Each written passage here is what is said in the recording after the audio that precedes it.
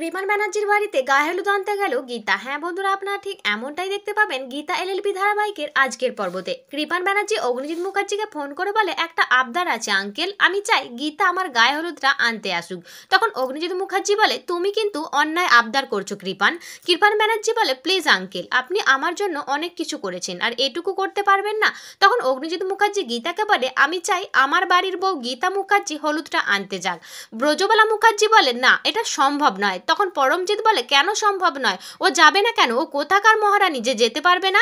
তখনই গীতা বলে, ঠাম্মি তুমি চিন্তা করো না, আমার শ্বশুর মশাই আমার কাছে আবদার করেছে, আমি নিশ্চয়ই যাব, এটা তো আমার কর্তব্য। আপনার ছেলের এত কিছু আবদার আমি সহ্য করে নিলাম, কোর্টে কেস ছেড়ে দিলাম, ওকালতির পোশাকটাও সরিয়ে রাখলাম, আর এতটুকু সহ্য করতে পারবো না? এই বলে গীতা কৃপানের বাড়িতে হলুদ আনার জন্য রওনা দেয়।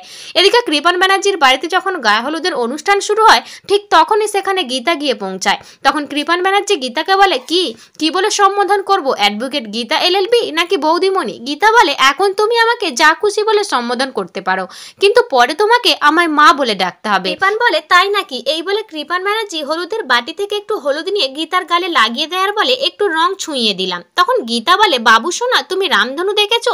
সেই রামধনুর একটা রং তুমি আমার গালে লাগিয়েছো, আর বাকি 6টা রং পড়ে রইল। সেই 6টা রং আমি তোমাকে বিয়ের মণ্ডপে তোমার চোখে যদি ধরাতে না পারি, তাহলে আমিও মুখার্জি বাড়ির বউ গীতা মুখার্জি নই। তখন কৃপান ব্যানার্জির মা বলে, ও একটু গালে তোমার হলুদ লাগিয়েছে তো তাতে তোমার গালটা ফোসকা পড়লো? তখন গীতা রেগে গিয়ে বলে, আমার গাটা জ্বলে যায়, আগুনের মতো মনে হয় সব কিছু জ্বালিয়ে পুড়িয়ে শেষ করে দিক। ঠিক তখনই অগ্নিজিৎ মুখার্জি গীতাকে ফোন করে বলে, তুমি হলুদের বাটিটা নিয়েছো, ওখানে কোনো ঝামেলা করছো না তো?